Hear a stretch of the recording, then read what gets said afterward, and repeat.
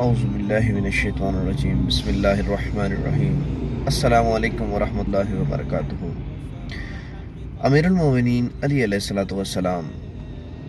گناہ اور تقوی کے بارے میں ارشاد فرماتے ہیں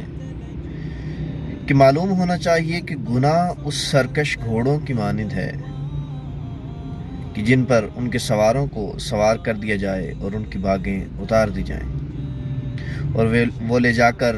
اپنے سواروں کو دوزخ میں کود پڑیں۔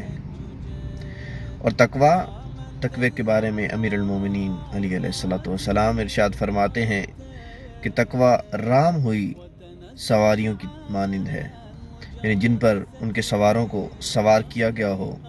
اس طرح سوار کیا گیا ہو کہ ان کی باگیں، ان کی مہاریں ان کے سواروں کے ہاتھ میں دی گئی ہوں اور وہ انہیں اطمینان سے لے جا کر جنت میں اتار دیں۔ نہج البلاغہ خطبہ نمبر 16۔